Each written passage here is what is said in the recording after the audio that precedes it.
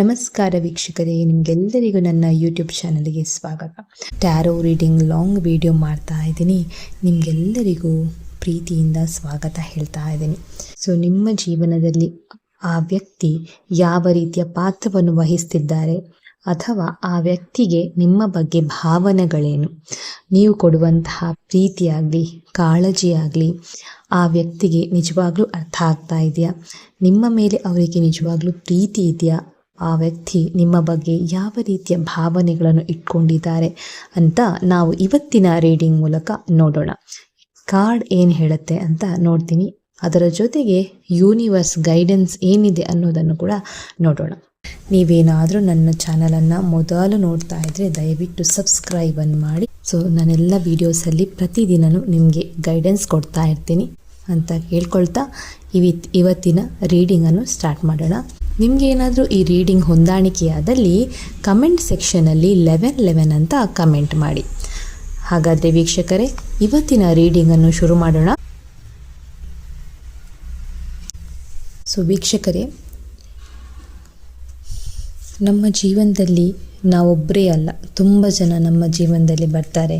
ಅವರು ನಮ್ಮ ಜೀವನದಲ್ಲಿ ಮುಖ್ಯವಾದ ಪಾತ್ರವನ್ನು ವಹಿಸ್ತಾರೆ. ಅದರ ಜೊತೆಗೆ ತುಂಬ ಜನ ನಮ್ಮ ಜೀವನದಲ್ಲಿ ಮನಸ್ಸಿಗೆ ಇಷ್ಟ ಆಗ್ತಾರೆ.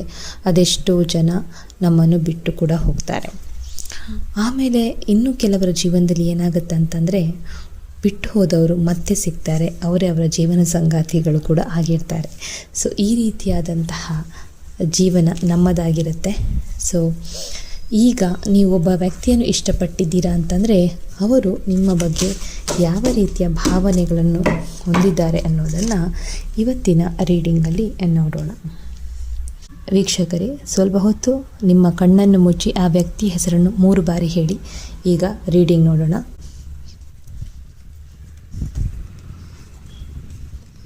ಆ ವ್ಯಕ್ತಿಯ ಭಾವನೆಗಳು ಹೇಗಿವೆ ಅನ್ನೋದನ್ನು ನಾವು ನೋಡೋಣ. ಆ ವ್ಯಕ್ತಿ ತುಂಬ ಕಷ್ಟಪಟ್ಟಿದ್ದಾರೆ, ತುಂಬ ಕಷ್ಟಪಟ್ಟು ಏನೋ ಒಂದು ಸಾಧನೆ ಮಾಡಬೇಕು ಅಂತ ಅಂದ್ಕೊಂಡಿದ್ದಾರೆ. ಏನಂತಂದರೆ ಯಾರೂ ಸಪೋರ್ಟ್ ಇಲ್ಲ, ಯಾರು ಬ್ಯಾಕ್ ಸೈಡಲ್ಲಿ ಅವರಿಗೆ ಸಪೋರ್ಟ್ ಕೊಡೋರು ಇರಲಿಲ್ಲ. ಸೊ ಅಂತಹ ಒಂದು ಸಮಯದಲ್ಲಿ ಆ ವ್ಯಕ್ತಿ ತುಂಬ ಕಷ್ಟಪಟ್ಟು ಏನೇ ಇರ್ಬೋದು, ಅವರೇ ಕಷ್ಟಪಟ್ಟು ಮಾಡಿರುವಂಥದ್ದು, ಅವರಿಗೆ ಯಾರು ಕೂಡ ಬ್ಯಾಕ್ ಸಪೋರ್ಟ್ ಅಂತೂ ಯಾರೂ ಇಲ್ಲ, ತುಂಬ ಕಷ್ಟಪಟ್ಟಿದ್ದಾರೆ. ಸೊ ಅಂತಹ ವ್ಯಕ್ತಿಯಾಗಿದ್ದಾರೆ ಅವರು. ಇನ್ನು ಆ ವ್ಯಕ್ತಿ ಈಗ ಸದ್ಯಕ್ಕೆ ಏನೋ ಒಂದು ಬೇರೆ ಏನಾದರೂ ಚೇಂಜಸ್ ಆಗಬೇಕು, ಏನೋ ಒಂದು ಚೇಂಜ್ ಮಾಡಬೇಕು ಲೈಫಲ್ಲಿ, ಏನೋ ತುಂಬ ಕರಿಯರ್ ಬಗ್ಗೆ ಯೋಚನೆ ಮಾಡುವಂಥ ವ್ಯಕ್ತಿತ್ವ. ಈಗ ನಿಮ್ಮ ಸಂಬಂಧಗಳ ಬಗ್ಗೆ ಯೋಚನೆ ಮಾಡೋದಕ್ಕಿಂತಲೂ ಸದ್ಯಕ್ಕೆ ಅವರು ಅವರ ಕರಿಯರ್, ಅವರ ಒಂದು ವೃತ್ತಿ ಜೀವನದ ಬಗ್ಗೆ ಯೋಚನೆ ಮಾಡ್ತಿದ್ದಾರೆ. ಜೀವನದಲ್ಲಿ ಯಾವ ರೀತಿ ಸಾಧನೆ ಮಾಡಬೇಕು, ಏನು ಮಾಡಿದರೆ ಒಳ್ಳೆಯದಾಗುತ್ತೆ ಅನ್ನೋದರ ಬಗ್ಗೆ ಯೋಚನೆ ಮಾಡಿಕೊಂಡು ಈಗ ಸದ್ಯಕ್ಕೆ ಇದ್ದಾರೆ. ಇನ್ನು ಏನು ವಿಷಯ ಅಂತಂದರೆ, ಎಷ್ಟು ಕಷ್ಟಪಟ್ಟಿದ್ದಾರೆ, ಏನೇ ಮಾಡಿದ್ರೂ ನಿಮಗೆ ಆ ಸೀರಿಯಸ್ನೆಸ್ ಇಲ್ಲ ಅನ್ನುವಂತಹ ಒಂದು ಯೋಚನೆ ಅವರಿಗೀಗ ಸದ್ಯಕ್ಕೆ ಇದೆ. ಲೈಫ್ ಬಗ್ಗೆ ಅಷ್ಟೊಂದು ನೀವು ಸೀರಿಯಸ್ ಆಗಿಲ್ಲ ಅಂತ ತುಂಬ ಯೋಚನೆ ಮಾಡ್ತಾರೆ. ಪ್ರತಿಯೊಂದು ಅವರ ಹೆಜ್ಜೆಯಲ್ಲೂ ಹೇಗೆ ಸೇವ್ ಮಾಡೋದು, ನಮ್ಮ ಲೈಫನ್ನು ಹೇಗೆ ಸೆಟ್ಲ್ ಮಾಡೋದು, ಈ ರೀತಿಯ ಯೋಚನೆ ಇರುವಂತಹ ವ್ಯಕ್ತಿಯಾಗಿದ್ದಾರೆ ಅವರು. ಜೊತೆಗೆ ಸ್ವಲ್ಪ ಅವರಿಗೆ ಬೇಜಾರು, ನೋವು ಇದೆಲ್ಲ ಸ್ವಲ್ಪ ಇದೆ. ಏನೋ ಜೀವನದಲ್ಲಿ ತುಂಬ ನೊಂದಿದ್ದಾರೆ ಕೂಡ. ಅದೇ ರೀತಿ ಸ್ವಲ್ಪ ಪಾಸ್ಟಲ್ಲೂ ಅವರಿಗೆ ಯಾರೋ ಮೋಸ ಮಾಡಿದ್ದಾಗಲಿ, ಅಥವಾ ಈಗ ಸದ್ಯಕ್ಕೆ ನಾನು ಈ ಥರ ಇದ್ದರೆ ನನ್ನಿಂದ ಯಾರು ದೂರ ಆಗ್ತಾರೋ ಅನ್ನುವಂಥ ಒಂದು ಬೇಜಾರು ಕೂಡ ಅವರ ಮನಸ್ಸಲ್ಲಿ ಇದೆ. ಸೊ ಅಂತಹ ಒಂದು ತುಂಬ ನೋವು ತಿಂದಂತಹ ವ್ಯಕ್ತಿ. ವೃತ್ತಿ ಜೀವನದ ಬಗ್ಗೆ ನೋಡಿಕೊಂಡು ಆಮೇಲೆ ಒಂದು ಫ್ಯಾಮಿಲಿ ಅಂತ ಮಾಡ್ಕೊಳ್ಳೋಣ. ಆ ಫ್ಯಾಮಿಲಿಯಲ್ಲಿ ಒಂದು ದೊಡ್ಡ ಸೆಲೆಬ್ರೇಷನ್, ಅವ್ರಿಗೂ ಒಂದು ಮದುವೆ ಆಗಿ ಸೆಟ್ಲ್ ಆಗಬೇಕು ಅನ್ನುವಂತಹ ಪ್ಲ್ಯಾನ್ ಕೂಡ ಇದೆ. ಆದರೆ ಮದುವೆಗಿಂತ ಮೊದಲು ಗೃಹ ಪ್ರವೇಶ ಮಾಡಬೇಕು, ಈ ರೀತಿಯಾದಂತಹ ಒಂದು ಪ್ಲ್ಯಾನ್ಸ್ ಎಲ್ಲ ಇಟ್ಕೊಂಡಿದ್ದಾರೆ. ಮದುವೆ ಆದವರಾಗಿದ್ದರೆ ಅವರಿಗೆ ಈಗ ಸದ್ಯಕ್ಕೆ ಒಂದು ವೇಳೆ ನೀವು ಮದುವೆ ಆದವರು ಮನೆ ಕಟ್ಟಬೇಕು, ಏನಾದರೂ ಒಂದು ಸೈಟ್ ತೊಗೋಬೇಕು ಅಂತ ಇದ್ದೀರಾ, ಅಥವಾ ನೀವು ಬೇಬಿ ಪ್ಲ್ಯಾನ್ ಮಾಡ್ತಾ ಇದ್ದೀರಾ ಅಂತಂದರೆ ಖಂಡಿತವಾಗ್ಲೂ ಪಾಸಿಟಿವ್ ಬರ್ತಾ ಇದೆ. ನಿಮಗೆ ಎಲ್ಲನೂ ಆಗತ್ತೆ ಅನ್ನುವಂಥ ಒಂದು ಯೂನಿವರ್ಸ್ ಗೈಡೆನ್ಸ್ ಕೊಡ್ತಾ ಇದೆ. ನೆಕ್ಸ್ಟ್ ಏನು ಹೇಳ್ತಿದ್ದಾರೆ ಅಂತಂದರೆ, ಅವರು ಒಂದ್ಸಲಿಗೆ ನಂಗೆ ಇದಾಗಬೇಕು ಅಂತಂದರೆ ಇದಾಗಬೇಕು ಅಷ್ಟೇ.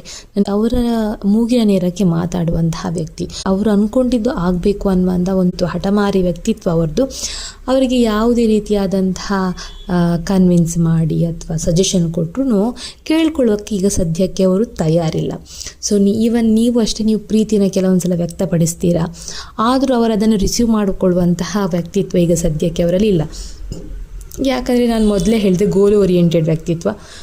ಅವರ ಜೀವನದ ಉದ್ದೇಶ ಒಂದು ವೃತ್ತಿ ಜೀವನದಲ್ಲಿ ಸಾಧನೆ ಮಾಡಬೇಕು ಅನ್ನೋಂಥದ್ದು ಅಷ್ಟೇ ಆಗಿದೆ. ಏನಂತಂದರೆ, ಒಂದು ಫ್ಯಾಮಿಲಿ ಬ್ಯಾಲೆನ್ಸ್ ಮಾಡ್ತಾರೆ, ಇನ್ನು ತುಂಬ ಕಷ್ಟಪಡ್ತಾರೆ. ಅದೇ ನಾನು ಹೇಳಿದೆ, ಪ್ರಾಮಾಣಿಕ ಜೀವನ, ಕಷ್ಟಪಟ್ಟು ದುಡಿಬೇಕು, ಅದಕ್ಕೆ ಒಂದು ಸಕ್ಸಸ್ ಸಿಗಬೇಕು ಅಂತಹ ಒಂದು ವ್ಯಕ್ತಿತ್ವ ಈ ಮನುಷ್ಯರದಾಗಿರುತ್ತೆ. ಸೊ ಎಲ್ಲಾದರೂ ನಾನು ಹೇಗಾದರೂ ಬದುಕ್ತೀನಿ, ನಾನು ಕಷ್ಟಪಟ್ಟು ಬದುಕ್ತೀನಿ, ನನಗೇನು ಬೇಕದು ನಾನು ಮಾಡ್ತೀನಿ, ನನಗೆ ಯಾರ ಸಹಾಯವೂ ಬೇಕಿಲ್ಲ. ಸೊ ಆ ಒಂದು ವ್ಯಕ್ತಿತ್ವ ಈ ಮನುಷ್ಯರದಾಗಿರುತ್ತೆ. ಈ ವ್ಯಕ್ತಿಗಳು ಸಿಕ್ಕಿದರೆ ತುಂಬ ಅದೃಷ್ಟವಂತರು ಕೂಡ. ಸೊ ಈ ವ್ಯಕ್ತಿಗಳ ಜೊತೆ ನೀವು ಫೀಲಿಂಗ್ಸನ್ನು ಎಕ್ಸ್ಪ್ರೆಸ್ ಮಾಡೋಕ್ಕೆ ಹೋದರೆ ಸ್ವಲ್ಪ ಕಷ್ಟ. ಇವ್ರದ್ದು ಭಾವನಾತ್ಮಕ ವ್ಯಕ್ತಿತ್ವ ಅಲ್ಲ, ಹಾಗಂತ ಅವರಿಗೆ ಭಾವನೆಗಳೇ ಇಲ್ಲ ಅಂತಲ್ಲ. ಸೊ ಅವರಲ್ಲಿ ಎರಡು ಭಾವನೆಗಳಿರುತ್ತೆ. ತುಂಬ ಒಂದು ಸ್ಟ್ರೈಟ್ ಫಾರ್ವರ್ಡ್ ಹೇಳ್ತೀವಲ್ವ, ಮಾತು ನೇರ, ಕೆಲಸ ನೇರ. ಸೊ ಇದರಲ್ಲಿ ಯಾವುದೇ ರೀತಿಯಾದಂತಹ ಮೋಸ ವಂಚನೆಗಳು ಇವರಲ್ಲಿ ಇಲ್ಲ. ಸೊ ಅಂತಹ ವ್ಯಕ್ತಿಗಳು ಇವರು. ನಿಜವಾಗಿಯೂ ಈ ರೀಡಿಂಗ್ ನಿಮಗೆ ಹೊಂದಾಣಿಕೆ ಆಗಿದೆ ಅಂತಂದರೆ ನನಗೆ ಕಮೆಂಟಲ್ಲಿ 11 ಅಂತ ಕಮೆಂಟ್ ಮಾಡಿ. ಸೊ ಇದಿಷ್ಟು ನಿಮ್ಮ ಅನಿಸಿಕೆ ಏನು ಅಂತ ನನಗೆ ಕಮೆಂಟಲ್ಲಿ ತಿಳಿಸಿ. ಇವತ್ತಿನ ಟ್ಯಾರೋ ರೀಡಿಂಗ್. ಮುಂದಿನ ರೀಡಿಂಗಾಗಿ ಮತ್ತೆ ಸಿಗೋಣ. ನಿಮಗೆಲ್ಲರಿಗೂ ಧನ್ಯವಾದಗಳು.